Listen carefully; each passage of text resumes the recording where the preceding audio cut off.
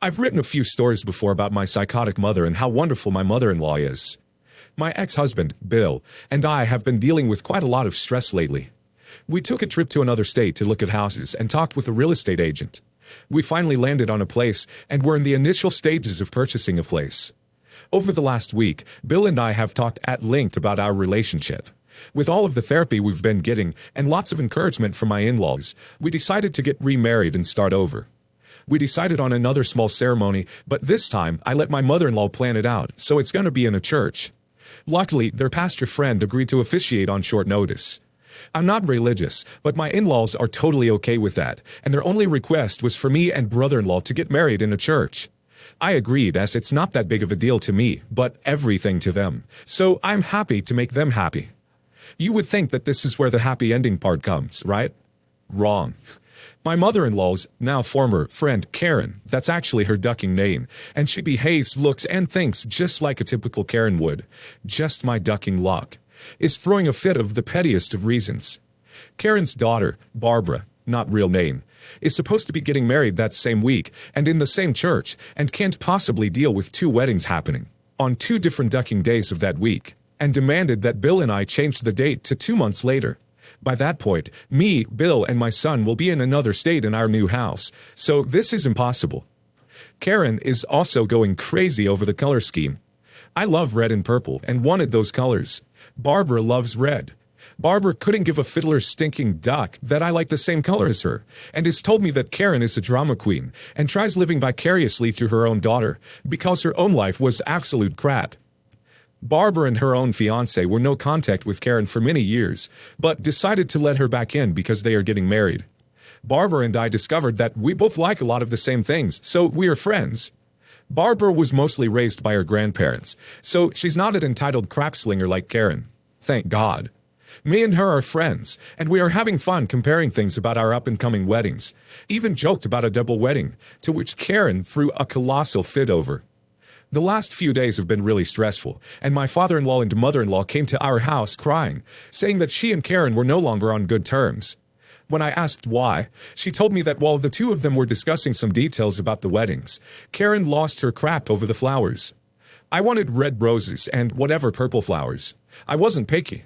Choosing beggar Karen had only paid for half the amount of the red roses needed for Barbara's wedding when she learned I was getting red roses and demanded mother-in-law give the roses to her and I could just go with something else. Mother-in-law had already laid out a lot for the roses and told Karen no. Karen, of course, lost her ducking mind and accused mother-in-law of trying to destroy Barbara's big day. Father-in-law tried talking Karen down, but Karen began screaming at him, and he and mother-in-law left. After reading so many posts on here about password protecting my wedding services, I'm glad I had the foresight to do the same. Karen had tried calling the floral company, bakery, and even the church to cancel my wedding twice this week, but didn't know the password. I know it was her because she's the only one that doesn't want me to get married in that church, have those flowers, or even that cake. Because Karen's mouth works before her brain does, she complained to others about not being able to sabotage my wedding.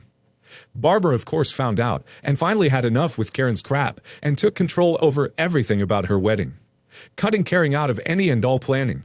Of course, this sent Karen into a full-blown tirade, and she canceled every service she paid for, leaving Barbara and her fiancé, Dave, with nothing for their wedding. After talking with Bill and my in-laws, we invited Barbara and Dave to do that double wedding we had joked about, and the two are ecstatic and accepted.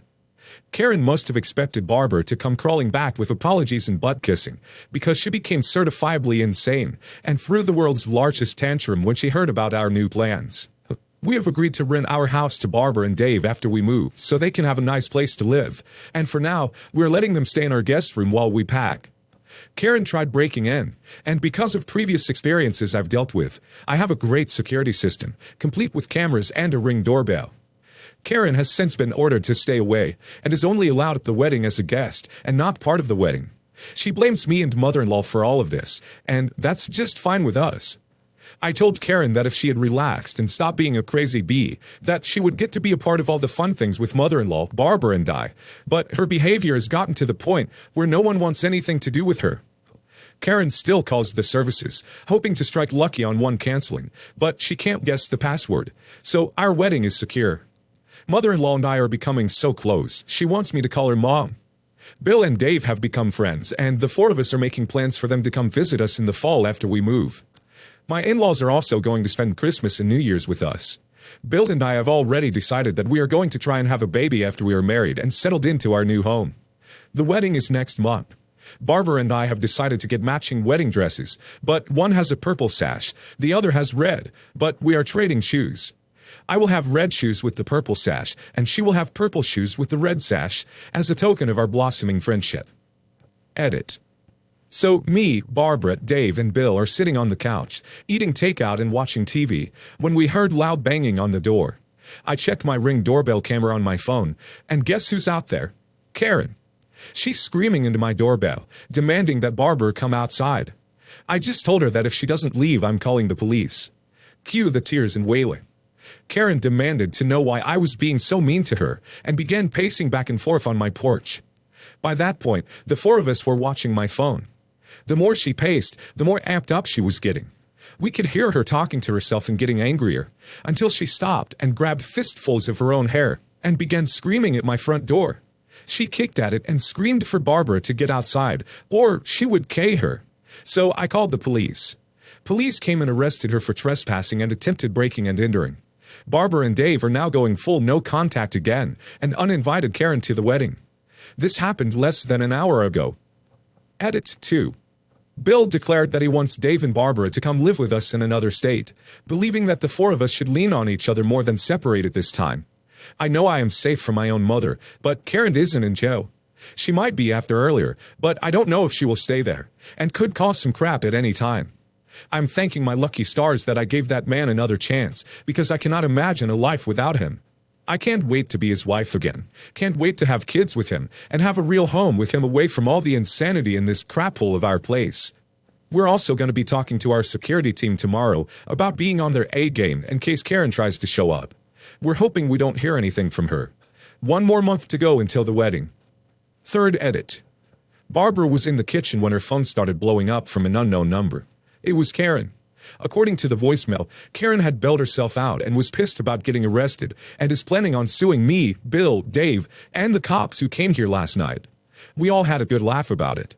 Barbara blocked the phone number, and we all went back to what we all were doing. We aren't worried. Karen will be laughed out of court.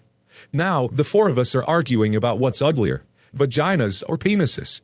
And it's me and Barbara versus the guys. The hilarity of this conversation. To mess with Karen, add a new second password of "Duck you, Karen" to your vendors, so should she guess right, she still needs to guess again. Or be an adult and boring and get a restraining order. Why would Karen even care if someone else was getting married the same week to begin with? It's not like she was invited. I have 2 entitled aunts, let's call them Mary and Terry, and grandmother on my mom's side that have been a thorn in my family side for decades now. This started back around 1998. I was roughly around 10 years old when I finally realized their true colors. Around that time, my parents had a falling out that ended in divorce. Mutual overall. I lived with my mom. Brother lived with my dad till later. My mom got the house we had lived in after the split. For reference, it was a small 2-bedroom, 1-bath house. Some backstory on the kind of people my aunts are. My mom was a recovering alcoholic at the time, about 3 years sober, and we were at my grandmother's house for Christmas. Some facts about my mom. She's highly allergic to birds and could easily be tempted into drinking at the time. Both facts were well known by her sisters. We start opening presents, and my mother's first present was from Mary. A lovely pair of gloves, with real feathers on the wrist area on them. Great choice there. The following present was from Terry to my mom. A bottle of wine. How thoughtful for a recovering alcoholic. After we finished opening up presents, my mom confronted them about both items, which they naturally played the, "Oh my, we didn't know that" card, and my grandmother said it's not a big deal, and that my mom should be thankful for what she got. They continued to do small jabs like this, playing the victim card over the years. A couple years after the divorce, 2000-ish, my mom couldn't manage the house payments with the job she had anymore, and decided we needed to move a few cities over. Unfortunately, she also decided to ask my grandfather for help selling her house, because they were both in the retail field, and she figured they'd help her out with the fees, paperwork, etc., which they did, help with, and more. More on that later. We moved into the new house about 8 years later after a decent amount of family drama.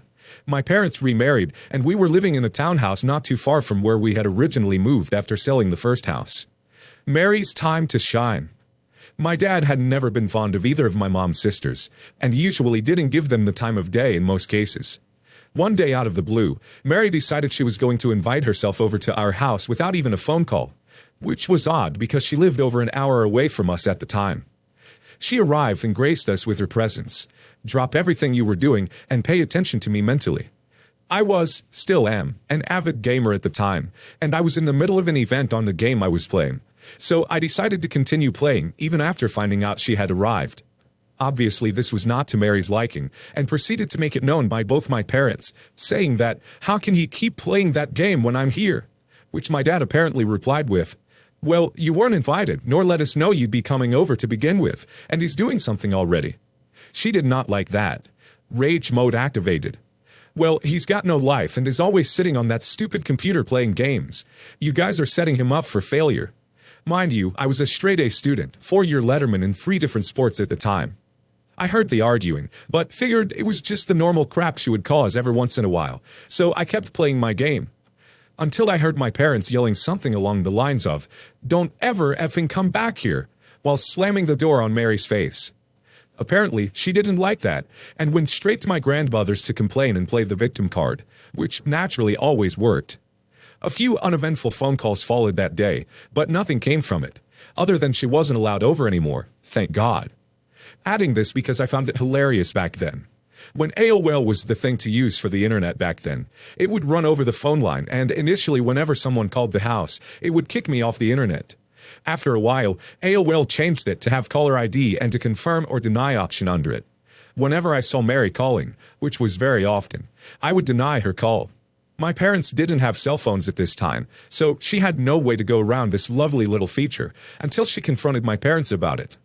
I played the, "Oh, I thought that pop-up was just an ad card." Parents thanked me for the laugh later because she had been so pissed. Fast forward about another 8 years, and I'm talking to my mom when she brings up that she finally confirmed that my grandfather, had actually screwed us out of roughly 50 grand when they helped sell our first house. Grandmother accidentally let it slip that they had actually sold it for about 65K, instead of the 15K they initially told my mom it went for. She was saying how it was going to be hard for them now, because they had just sold their last rental home that they were using as an income source over the years, and the first rental they sold had lasted this long, which was actually our first house. I had joined the military soon after learning this, and moved across country, so I don't have the full details on what happened following that, but to summarize from what I learned from my parents. Mary lost her job due to her firm being sued into bankruptcy due to fraud. Surprise there. She moved into my grandmother's house soon after, and spent the following year job searching. Not much luck due to her previous firm's situation. Terry lost her job due to layoffs, and the bank foreclosed her house. She chose to just up and leave it without paying anything, so she couldn't go back to a normal solid job, because they'd apparently go after her money if she did. Surprised face here. She spent the following years jumping from place to place until she spoke with my dad. More on that in a minute. Grandmother had Mary move in with her to help maintain her mortgage after my grandfather passed, about a year after I joined the military. They ended up renting out the 3rd bedroom to a college student, since they both weren't able to afford the rent and other expenses. Mary would constantly call my mom, demanding that my dad and her should help with paying my grandmother's rent and for groceries. My parents simply said that she got enough from them when they sold their house, and that they won't see a cent more from them. A little over a year ago, Terry had finally came to them asking for about 20K to buy a house out of state.